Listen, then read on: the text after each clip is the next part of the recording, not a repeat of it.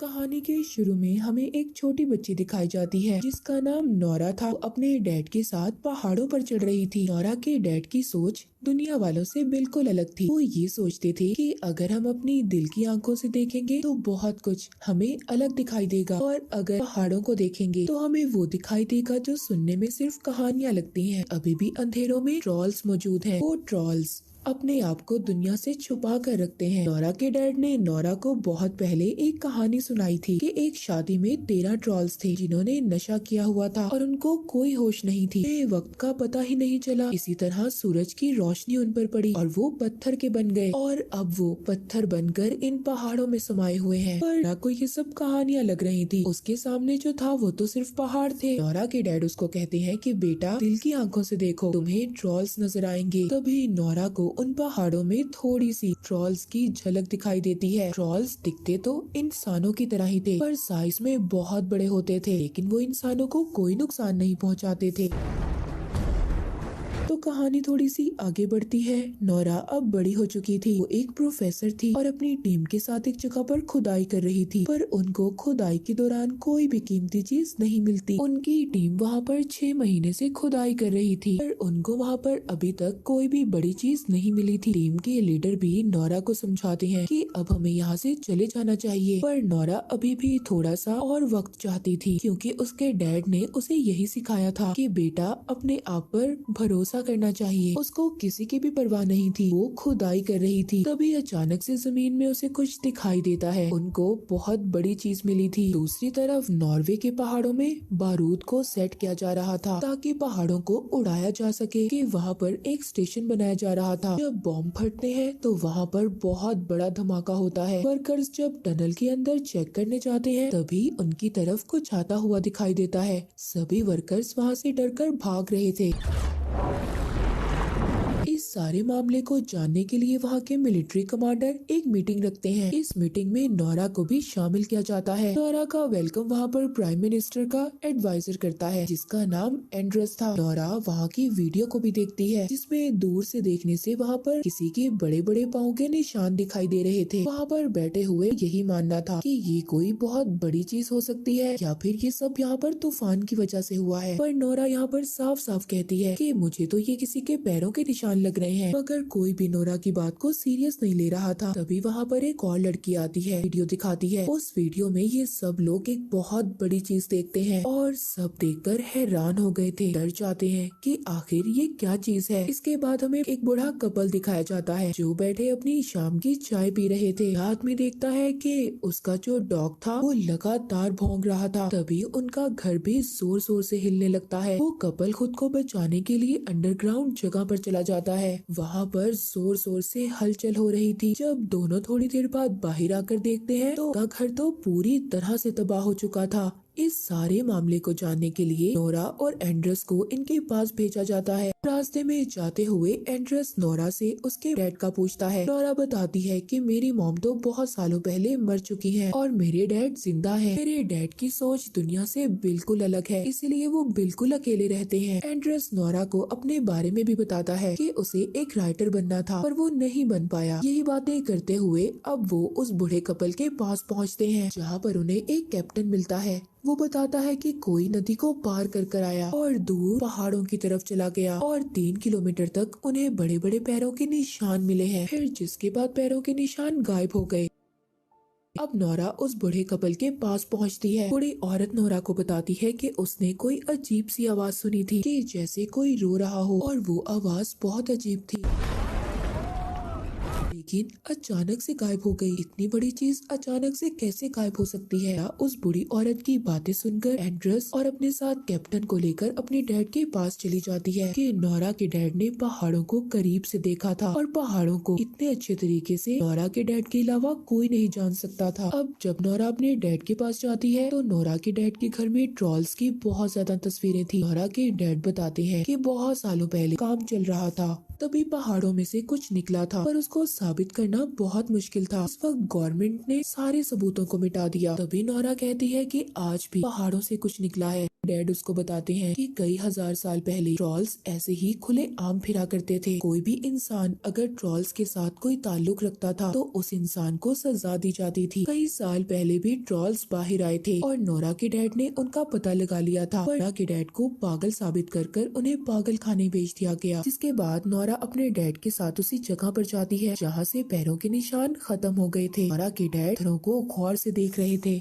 Nora Andreas और captain के साथ दूर खड़ी अपने डैड को देख रही थी, जिस पर वो दोनों कह रहे थे कि तुम्हारे डैड की हालत और ज्यादा खराब लग रही है, कि दिमागी हालत ठीक नहीं है। नोरा को भी यही लगता था कि उसके डैड कहानियों में बिल्कुल गुम हो चुके हैं। अपने डैड के पास जाती है और उन्हें समझाने की कोशिश करती है, पर तभी उसे अजीब सी स्मेल आ रही थी। वहाँ पर अचानक से काले बादल छा जाते हैं। जब पीछे मुड़कर देखती है तो उसे एक आंख नजर आती है। सच में एक बहुत बड़ा ट्रॉल था। ट्रॉल उनके सामने खड़ा हो रहा था। कैप्टन जल्दी से सबको वहाँ से ले जाता है और यहाँ से निकलते हुए वो अपने कैमरे में सबको ये वीडियो वहाँ पर मिलिट्री कैंप में दिखाते हैं। किसी को भी देखकर आंखों पर यकीन नहीं हो रहा था। नोरा के डैड अब भी ट्रॉल्स की बात ही कर रहे थे, पर अभी किसी को भी उनकी कहानियों पर यकीन नहीं था, इसीलिए उनको वहाँ से बाहर निकाल दिया जाता है। नोरा यहाँ पर सब बातें समझने के लिए उनसे थोड़ा टाइम मांगती है। वहाँ की प्राइम मिनिस्टर नोरा से कहती है कि हमारे पास इतना वक्त नहीं है कि तुम इन सब बातों को समझोगी, और हम उस वक्त तक का इंतजार करेंगे जब तक तुम समझोगी कि वो क्या चीज है। वो चीज हमें तबाह कर देगी। अब आगे का काम मिलिट्री ही संभालेगी। वो जो भी चीज होगी उसको मार दिया जाएगा। कैप्टन के पास जाती है। वो कैप्टन से कहती है, क्या तुम हमें अपने साथ नहीं लेके जा सकते? मैं भी तुम्हारे साथ जाना चाहती हूँ। को इस बात की इजाजत तो नहीं थी कि वो इन तीनों को साथ लेकर जाता, लेकिन फिर भी वो नोरा की बात मान लेता है। मिलिट्री उन्हें ट्रॉल की लोकेशन बताती है कि वो कहाँ पर है, जिसके बाद सभी वहाँ पर पहुँच जाते हैं। वहाँ पर सब फौजियों को भेज दिया जाता है। वहाँ पर सबको ट्रॉल का इंतजार करना था। वहाँ पर डैड उससे माफी मांगते हैं क्योंकि नोरा के डैड ने उसे कभी टाइम नहीं दिया था। उसके डैड के होते हुए भी उसने ऐसी जिंदगी गुजारी कि जैसे उसका इस दुनिया में कोई ना हो। और नोरा कहती है कि मैं अकेली नहीं हूँ, डैड अभी मेरे साथ है। इसके बाद वहाँ पर ट्रॉल आ जाता है, लेकिन वो अपनी जगह पर ही रुक गया था। उसको पता चल गया था कि इर्द गिर्द लोग हैं। फिर वहाँ पर ट्रॉल को देखते ही फायरिंग करने का हुक्म दे देता है, पर उस फायरिंग से ट्रॉल को कुछ भी नहीं हो रहा था। उल्टा ट्रॉल को बहुत ज्यादा गुस्सा आ जाता है। वो वहाँ पर इन पर हमला कर रहा था, जिससे वहाँ पर बहुत सारे फौजी मारे जाते हैं। एंड्रेस नोरा और उसके डैड के साथ एक पत्थर के पीछे छुप जाता है। के साथ एक फौजी भी था जो क्रिश्चियन था। तभी वो ट्रॉल उस फौजी को उठाकर खा जाता है जो क्रिश्चियन था। ये सब देखकर नोरा के डैड कहते हैं कि जो ट्रॉल्स होते हैं वो क्रिश्चियंस को पहचानते हैं, उनको सूंघ सकते हैं। जिसके बाद वो उस ट्रॉल के सामने जाते हैं और उसको कहते हैं कि शांत हो जाओ, हौसला करो, रुक जाओ यहीं पर। हैरानी की बात ये थी कि वो ट्रॉल उनकी बातों को समझ रहा था और काफी हद तक वो पुरसुकून हो जाता है। तभी कुछ फौजी दोबारा से ट्रॉल पर हमला कर रहे थे। दोबारा से ट्रॉल को गुस्सा जाता है और वो वहाँ पर कुछ फौजियों को मार देता है। तभी ट्रॉल यहाँ पर गलती से नोरा के डैड को भी मार देता है। जब वो ऐसा करता है तो वो अपने दुख का इजहार कर रहा था और नोरा के डैड को देखकर वहाँ से चला जाता है। ये काफी अजीब बात थी। नोरा के डैड को बहुत चोट आई थी। वो आखिरी सांस ले रहे थे। कहते हैं रॉयल पैलेस और घर, ये कहकर वो मर जाते हैं। अपने डैड को भी खो दिया था। उसका अब इस दुनिया में कोई भी नहीं था। अगले दिन कैप्टन नोरा को बताता है कि एक हवाई हमला करने वाले हैं, जिससे उन्हें बहुत ज्यादा नुकसान हो सकता है। नोरा अब ट्रॉल पर सर्च करने लगती है। उसको पता चलता है कि ट्रॉल्स को चर्च की घंटियां बुरी लगती थी, इसीलिए वो चर्च पर हमला करते थे। नोरा अब इन सब बातों को सामने रखती है। कैप्टन भी नोरा का साथ देता है। अब वहाँ पर कमांडर की बात को सामने रखते हुए उसे एक मौका देने का सोचते हैं, क्योंकि अगर इतने नुकसान को रोककर ट्रॉल्स को रोका जा सकता है तो ये उनके लिए एक अच्छी बात थी। प्लान यहाँ पर ये था कि वो चर्च की घंटियों को बचाकर उस ट्रॉल को रोकेगी। नोरा का ये आइडिया काम भी करता है। ट्रॉल को जब चर्च की घंटियाँ सुनाई देती हैं, तो वो इन घंटियों की आवाज को बर्दाश्त नहीं कर पाता, सभी घंटियों को तोड़ने लगता है। जिसके बाद वो इन आवाजों को सुनकर बेकाबू हो गया था, जिससे वहाँ पर एक बच्चे की जान भी जाने वाली थी। पर ट्रॉल उस बच्चे को बचा लेता है, उसे कुछ नहीं होने देता। सब लोग ये देखकर हैरान थे। इसके बाद ट्रॉल वहाँ पर नोरा को देखता है, जिसके बाद वो यहाँ से चला जाता है। नोरा का आइडिया काम नहीं करता, इसीलिए उसको इस मिशन से बाहर निकाल दिया जाता है। पूरी गवर्नमेंट ये सोचती है कि वो उस ट्रॉल पर मिसाइल से हमला करेंगे। इसी वजह से शहर को खाली करवा दिया दिया गया था, पर इस मिसाइल की वजह से उन्हें काफी नुकसान होने वाला था। जिसके बाद हम देखते हैं कि एंड्रस नोरा को घर छोड़ने जा रहा था। नोरा को ये बात समझ नहीं आ रही थी कि ट्रॉल अब किस साइड पर जाने वाला है। यहाँ पर उसको अपने डैड की कही हुई बात याद आती है, जिन्होंने मरते हुए रॉयल पैलेस का नाम लिया था, यानी कि राजा के घर का। नोरा वहाँ जाने का फैसला करती है। वहाँ पहुंचकर उसको राजा का चीफ मिनिस्टर मिलता है। वो बताता है कि पहले जमाने में ये माना जाता था कि अगर किसी राजा का घर किसी दूसरे राजा के घर के ऊपर बनाया जाए तो ये बहुत ज्यादा अच्छा होता है, शुभ माना जाता है। वो बताता है कि महल से पहले यहाँ पर ट्रॉल्स का घर हुआ करता था, उनको पहाड़ों का राजा कहा जाता था। वो चर्च की घंटियाँ बिल्कुल अच्छी नहीं लगती थी, इसीलिए वहाँ के राजा ने सबको मरवा दिया और एक बच्चे को जिंदा छोड़ दिया। उस बच्चे को डरा धमकाकर पहाड़ों के अंधेरों में भेज दिया गया ताकि वो वहाँ पर मर जाए। वो ट्रॉल इसीलिए यहाँ पर आना चाहता है। सालों के बाद वो उठा है, वो अपने घर वापिस आना चाहता है।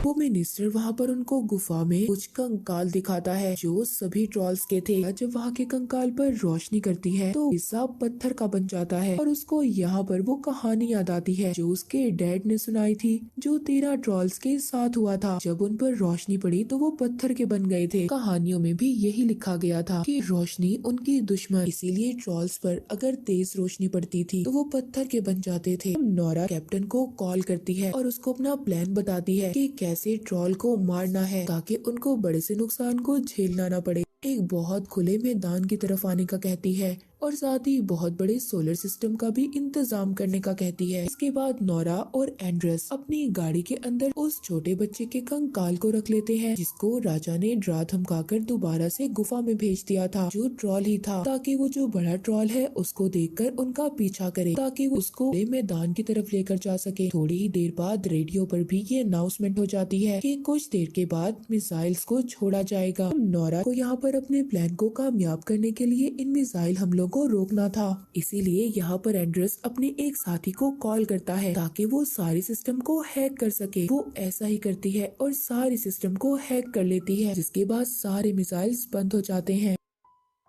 कैप्टन ने भी सोलर सिस्टम को सेट कर लिया था। दूसरी तरफ नोरा और एंड्रस उस कंकाल के साथ ट्रॉल के रास्ते में आकर खड़े हो जाते हैं। ट्रॉल वहाँ पर जब उस कंकाल को देखता है तो उनके पीछे पड़ जाता है। नोरा यहाँ पर जल्दी जल्दी अपनी गाड़ी भगाती है। नोरा अचानक से जब अपनी गाड़ी रोकती है तो वहाँ से कंकाल नीचे गिर जाता है, जिसके बाद ट्रॉल वहाँ पर उस कंकाल को अपने हाथ में उठा लेता है। देखकर रोने लगा था, अभी उसके दर्द को महसूस कर रही थी। ट्रॉल का पूरी दुनिया में कोई भी नहीं था, वो बिल्कुल अकेला था। तभी वो कंकाल नीचे गिरकर टूट जाता है। अब गुस्सा आ रहा था और गुस्से से वो नोरा और एंड्रस के पीछे पड़ जाता है। नोरा भी बहुत तेजी से गाड़ी चला रही थी ताकि वो ट्रॉल से बच पाए और वो उस खुले मैदान की तरफ पहुंच जाते हैं। ट्रॉल उनको पकड़ने ही वाला था, पर नोरा और एंड्रस ने अपनी गाड़ी से छलांग लगा दी। वहाँ पर उस मैदान में कैप्टन सोलर सिस्टम को चला देता है। उधर दूसरी तरफ मिलिट्री कैंप में भी ये पता चल गया था कि मिसाइल के सिस्टम को हैक किया गया है। वो सिस्टम को दोबारा से एक्टिवेट कर देते हैं। मिसाइल्स को भी छोड़ दिया जाता है। जब कमांडर को ये बात पता चलती है कि वहाँ पे फौजी भी हैं, तो वो मिसाइल को वहाँ पर रोकने का कहता है। वहाँ खुले मैदान में अब ट्रॉल पर जो बहुत ज्यादा रोशनी पड़ती है तो वो चीखने लगता है। आहिस्ता आहिस्ता वो पत्थर का बन रहा था, उसको काफी दर्द हो रहा था, वो चीखते हुए रो रहा था। तभी यहाँ पर नोरा को एहसास होता है कि ये सब गलत कर रहे हैं। पहले भी उनको मारकर उनका सब कुछ छीन लिया गया था, जबकि वो लोगों के लिए कोई खतरा भी नहीं थे। उन्हें इस दुनिया में कुदरत ने बनाया है, इसलिए उन्हें भी जिंदा रहने का हक है। नोरा सारे सोलर सिस्टम को बंद कर देती है और ट्रॉल के सामने जाकर खड़ी हो जाती है। वो ट्रॉल से कहती है कि यहाँ से चले जाओ, दूर कहीं, दोबारा से अंधेरे में जाकर छुप जाओ, ये लोग तुम्हें खत्म कर देंगे, तुम्हें मार देंगे। ट्रॉल भी यहाँ पर नोरा की बातों को समझ रहा था, पर अब बहुत देर हो चुकी थी। सूरज निकल गया था और सूरज के निकलते ही वो ट्रॉल पत्थर का बनने लगता है। देखते ही देखते वो पत्थर का बन जाता है। बहुत अफसोस था कि वो ट्रॉल को बचा नहीं सकी। खैर वहाँ पर मिलिट्री कैंप की टीम पहुँचती है। वहाँ की प्राइम मिनिस्टर नोरा से कहती है, तुम्हारे डैड की कहानियाँ बिल्कुल सच्ची थी। नोरा को भी इसका एहसास हो गया था कि उसके डैड हमेशा से सच्चे थे। एंड्रस भी यहाँ पर अपनी नौकरी छोड़ देता है। वो प्राइम मिनिस्टर से कहता है कि मुझे तो राइटर बनना है। एंड्रस नोरा से कहता है, क्या पहाड़ों के अंधेरों में और भी ट्रॉल्स रहते हैं? नोरा इस बात पर हंसने लगती है, कहती है, हाँ कुछ भी हो सकता है, ये दुनिया बहुत बड़ी है। और इसी के साथ ये मूवी यहीं पर खत्म हो जाती है।